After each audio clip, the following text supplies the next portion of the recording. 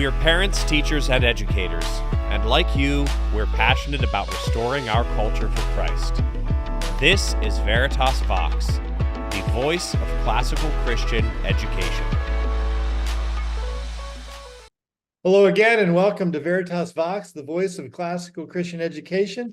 On today's episode, we have with us Kevin Clark. And as a matter of a disclosure, his brother used to work at Veritas Press, and I got to know Kevin that way. But Kevin's been about some very interesting things that you'll hear about in this episode. But first, Kevin, welcome. Thank you. Great to have you here. Tell us a little bit about yourself personally before we get into the schools that you have founded. Sure, absolutely. Again, great to be with you today. Great to connect. So glad we have a chance to talk. Been involved in classical Christian education really for my entire career, over 20 years. Classroom teaching, I happen to be one of those people who likes students in 7th and 8th grade and really enjoyed teaching logic and literature. That's a sick bunch of people. It is. I think there's a lot of, I think the real action is happening in grammar school, but I didn't think I had the gifting to be a grammar school teacher, but love being with the logic school students. I have 4 children, all have started classical Christian education from K4. One who is in college now and thriving, one who will be a senior next year, and then two younger ones now, 4th grade and 8th grade. So true believer, both professionally and as a parent. Yeah, that's wonderful. Where was your education? Started undergrad education in Central Florida. I'm a Floridian by transplant at a very early age. Went to University of Central Florida, studied music and history of Western thought, philosophy. Stayed for a seminary degree at Reformed Theological Seminary, and then finished graduate school at Georgetown in DC. Okay, very good. And you did you go from Georgetown then to the Geneva School where you taught for a while? Yeah, that's a very interesting story right there. I commuted for a couple years during coursework between DC and Orlando. It fit with my teaching schedule in a way that the head of school really made possible. Okay. A non-distance program, I just had a little bit of a longer commute than some of the other students in my cohort. And what were the things that you taught at Geneva?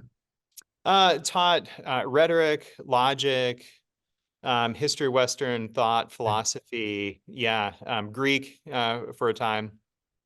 Well, and classical guitar. That was one of the fun. Oh, is that right? Oh, that's great. That's great. I didn't realize Geneva did that. That's pretty cool. Yeah. So you have left the Geneva School now roughly 5 years ago. We'll put a year on that because these things need to be evergreen. 2019.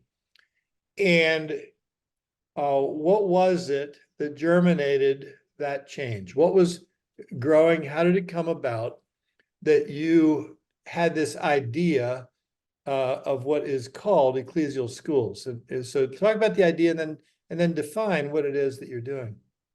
Yeah, the Ecclesial School is really was born with two insights, or two disquieting or continually provocative ideas. One of them is just really deepening the possibility of the formative impact of classical Christian education, wanting to see that particularly how classical Christian education could serve the Christian family and the church with this next generation of young people. But at the same time, seeing that there's just a lot of opportunity to serve families. I think for the first time in our culture, in generations, parents are awake to possibilities other than public school education. And through everything from choice-favored legislation to funding in different states across America, people are not only interested, they're actually actively pursuing alternatives. And so it presented a growing opportunity really to serve people who haven't had the opportunity to have classical Christian education. Seeing those two things coming together, I could talk more about the ecclesial schools, but we share spaces and services with churches to drive down the cost of education.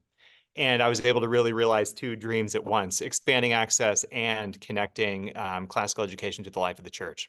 Am I right to assume that the primary expanding access was that you really are sensitive to the fact that paying for education twice is, in very simple terms, an impossibility for many families. And so that was a driving force for what you're doing? Absolutely, yeah. And for people listening, they say paying for education twice. I think people don't realize, like, yeah, when you pay that tuition bill at your local, private Christian school, you're also generously donating your tax dollars on your home, Yeah. right? I never got a when I paid private tuition, I never got a discount on my school taxes. For some reason, that's probably got caught up in legislation somewhere. Yeah. Yeah, no, absolutely. That's what we've been trying to find that way. And even in Florida, for the longest time, which has a robust choice scholarship program that I know people are learning about it across the nation. It's not exactly the same as a voucher program because it's coming from a scholarship granting organization that's established by the state, but not a state agency. There's approximately $8,000 per child available in funding. Right. Private schools in Central Florida average just over $18,000 a year. And so that $8,000 doesn't move the needle for a lot of families. And so we wanted to start a school that really drove that cost down, that just, made the possibility of $8,000 having a dramatic impact possible. Yeah, I know of those as ESA funds. Is that what you're referring to? Yeah, so Florida has to do things a little bit different. We call them EMA here. So Okay. instead of an education savings account, they're education market accounts. But yeah, they're deferred tax payments from Florida corporations to this nonprofit, gifts from individuals, and then surpluses from the state budget go into as charitable gifts to the scholarship granting organization. Okay. And how is that was a driving force where parents could afford things because of various forms of assistance. How much of that then has been realized in your student body? Yeah, our student body, we aim to have I guess what's called a blended school. We wanted to have about a third to 40% of our students who come from a low income background, about another third who would have demonstrated financial need, and another third who might have been candidates for another private school. So they could kind of choose to go where they wanted, but they feel missionally connected to the Ecclesial School. And we've realized that every year since we founded, it's been divided into about those thirds across the student body. Now, uh, I know a little bit about the Geneva School, and I know that it's not cheap. You taught there for a number of years, and I expect that you can define what culture you've realized from a bit more socioeconomic diversity. Has that been a significant part of what you've seen as helpful to students and families? We've definitely, and again, here, I know we'll be able to edit this one here. I don't want to say anything, like, I don't be like no, but yes, and if that would be, kind of possible to say here. Don't worry about it. We're low. Yeah. We're not trying to be perfect in how we communicate. So don't worry. Yeah, that idea of socioeconomic diversity is important for us. I think, I mean, if I could just speak completely frankly, I think our founding board members, when you look at the church, right, the church, its essential notes are one, holy, Catholic, and apostolic. And that Catholic note is people from all places, all times, all backgrounds. And you would love to see that kind of character represented in all Christian institutions. And so I wanted the church and the school to look a little bit more like each other, where it's people from all backgrounds, and not just, for some families. As great as it is that their families have been able to, provide Christian education for their children, we wanted to see it for everybody. Yeah. How would you define then what you're doing academically? If I were to walk in there, having walked into dozens of classical schools, how would it be the same? How would it be different? Yeah, I think what you would see coming to our school, there's some things I think that are curricular emphases of ours that I could say that would be a little different. But you'd walk into classrooms with children chanting Latin in fourth grade, and they would be reading the Aeneid in their eighth grade class. So there would be the same high standards and rich classical curriculum that we've seen recovered in our own lifetime by classical schools. You would see at our school. I think you would see students who are on a little bit of a trajectory maybe they've come in from a second grade class at a county district school and they're behind in grammar and mathematics, for example, the way that we would teach. And so we're going to make room for them to catch up. And so Okay. you would see some students who might not be starting that first year of third grade on the same level of everyone else, but we're going to try to close that gap by the end of third grade, beginning of fourth grade. So you'll Well, see some yeah. supports, high So standards, but maybe high support.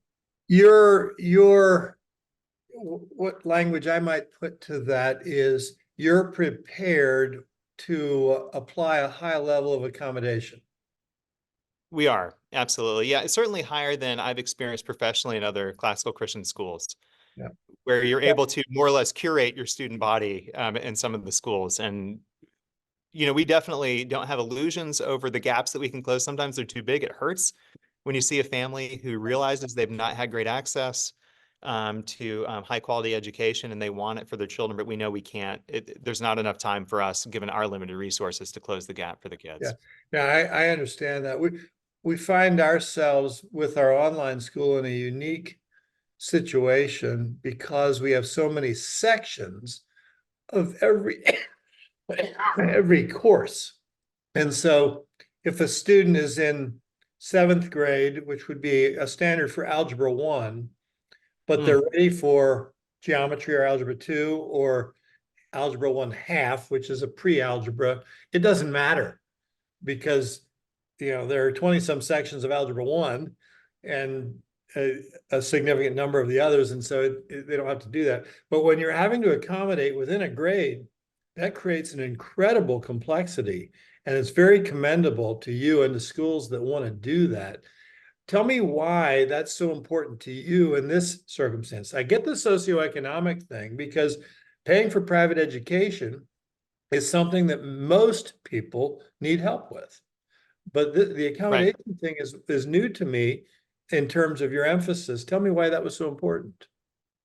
Yeah, I mean, it's a way to reach into need, honestly. I think that um, you have economic disadvantage, or which usually connected to that is, we would use the language of academic disenfranchisement, right? There might be, maybe parents didn't have opportunities. And so, maybe you or I, with our educational background, I would go to a school and I would see what they're offering to my second grader and say, oh, no way. This is not at all going to set them up for success academically. But maybe other parents don't have the background to realize what, ought to be expected, what puts them on the track for learning. And so we don't want to, I mean, obviously it's easier kindergarten, first, second grade. Every year you get further down the track, it's harder to close those gaps. And you can, Right. even if you want to be accommodating, like it would be hard to have a student come in ninth grade, right, to one of our classical Christian schools who has had a poor education before, not because we don't want to be open or hospitable, Right. but there's a lot that's happened, hopefully, in 9 years at our schools. Absolutely.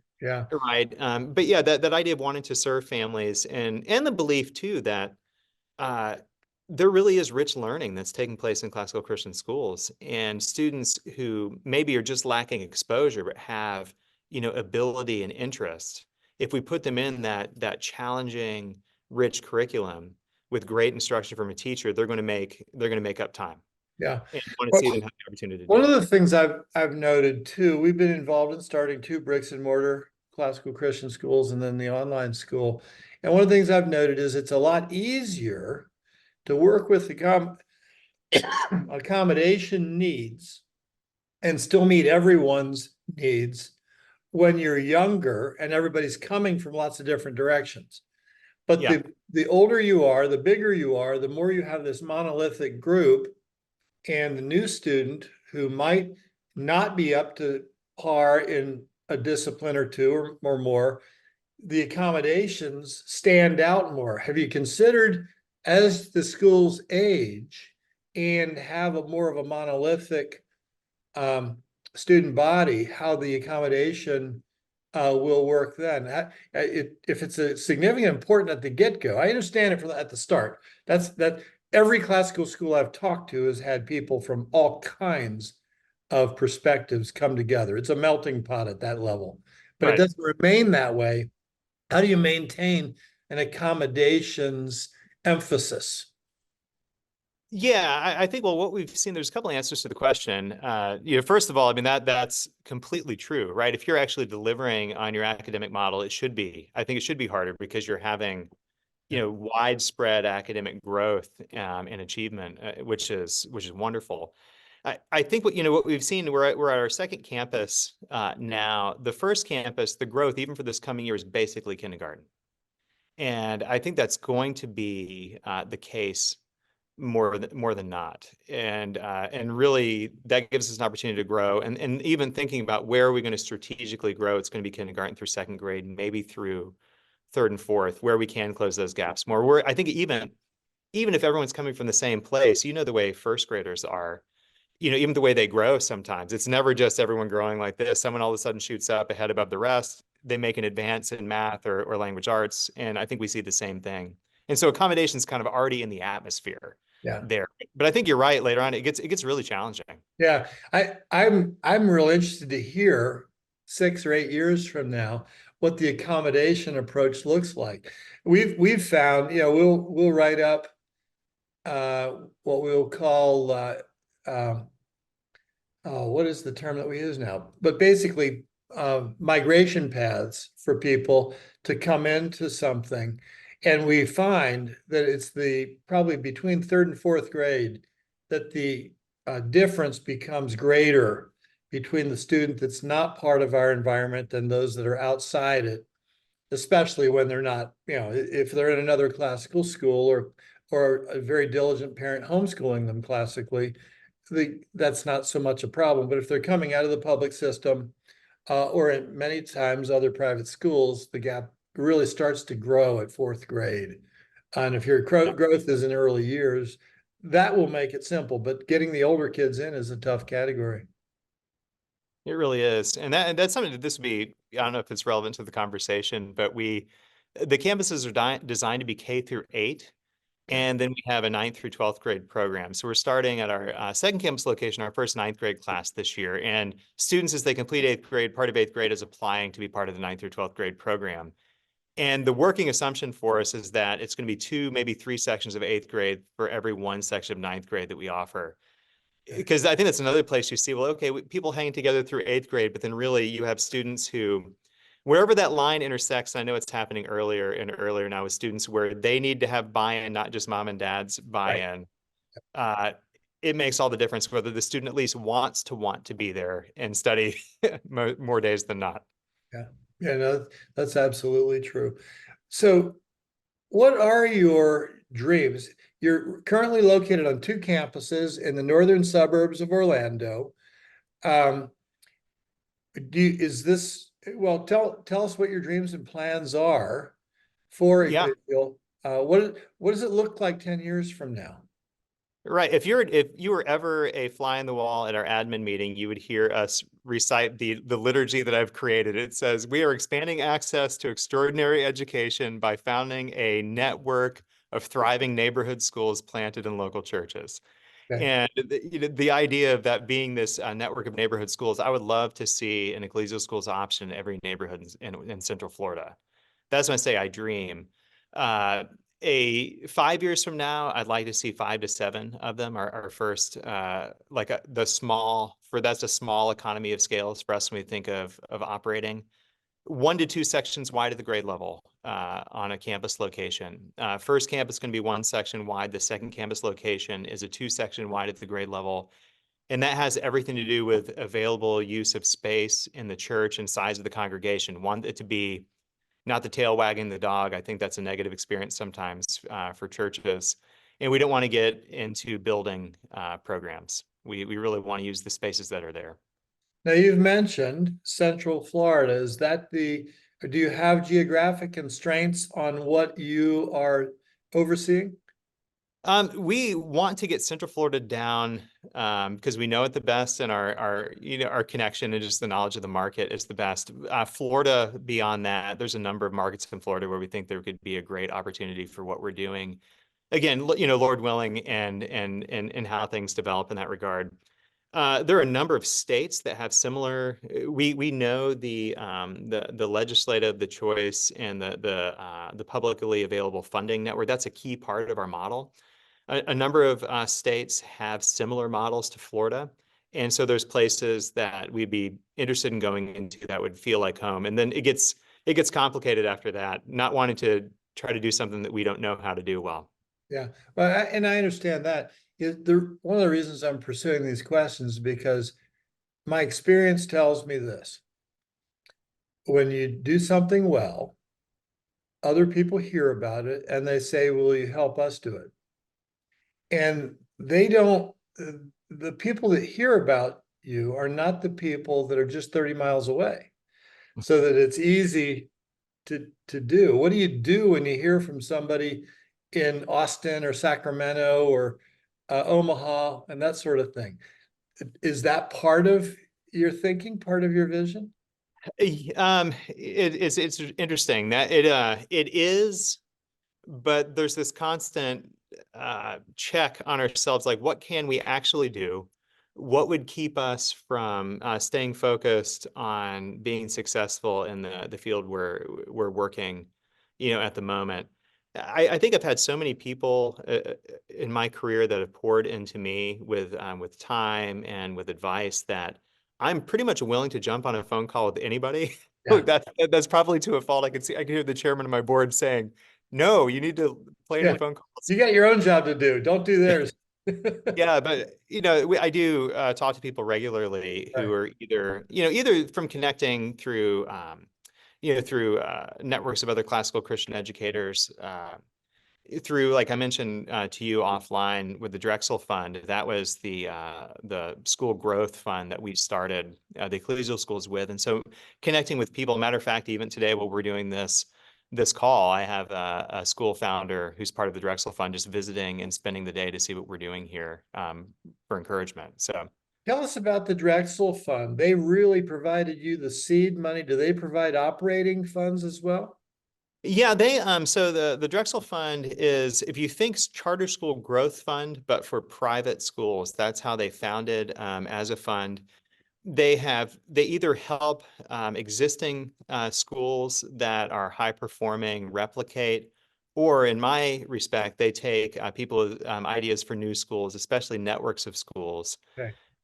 and they pick maybe two or three, sometimes four different projects nationally a year in the states that I think 11 states they're privileging, because just the policy environment and the funding structure. And yeah, so we applied for that. What came with it is a one year founder program. It's a 0 year, essentially going from a school model to a business plan, and executive coaching that goes along with it, and then kind of like a Shark Tank experience. You get to the very end and you say, I've met all of my requirements for the year. You make the pitch to the board, and then you get brought onto the portfolio, and there's an operational stair-step grant funding over the first 4 years of operations. Interesting. Did you Yeah. have to move somewhere to do that? It did not. No, they work really. I mean, people in different states. I think there were two of us the year that I was a founder who were in Florida, and then there were other folks who were, I want to say maybe Pennsylvania and Indiana, that were working. Are they based in Pennsylvania? They are not. I want to say that they're a national board. I want to say the headquarters are actually in Milwaukee. Okay. Yeah. Which is There's a also Drexel University in Philadelphia. I didn't know if there was any loose connection, at least common naming. only through the namesake. Only Yeah. through the name. They were Yeah. inspired by St. Catherine Drexel, I think. Okay, very good. So that got you started. Tell us about how the challenges then that you met. You really, as best I can tell, you really have a lot of momentum now. But I know that different schools, as they start, have different challenges.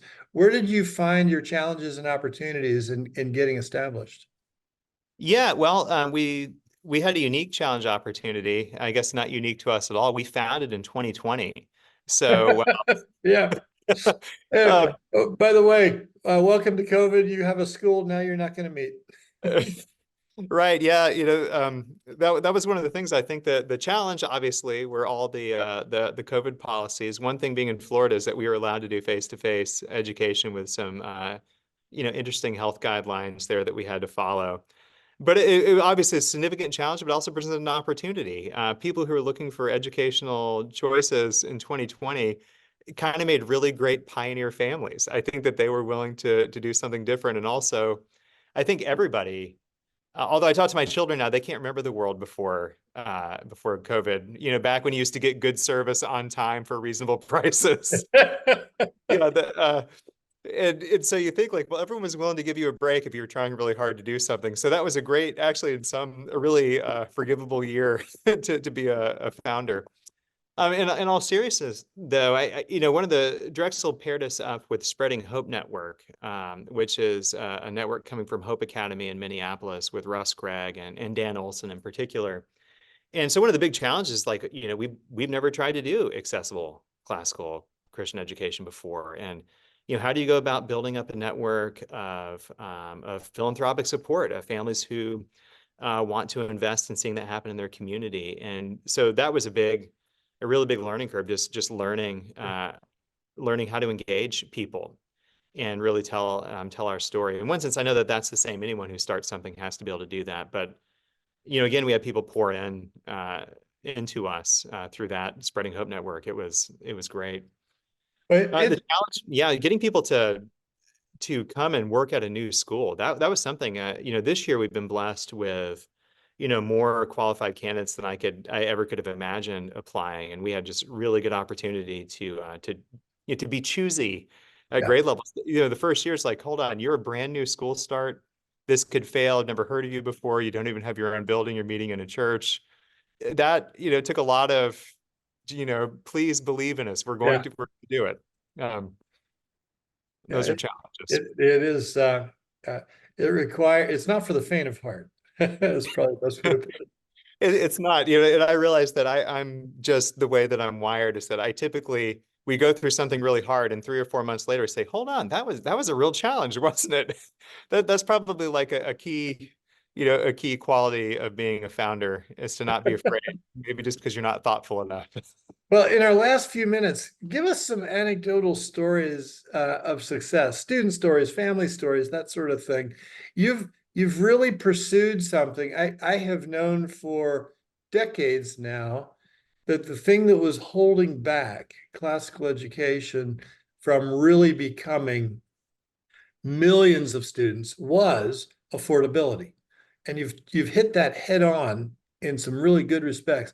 Tell us about some success stories, though, from the few years that you already have under your belt. Yeah, wow, success stories.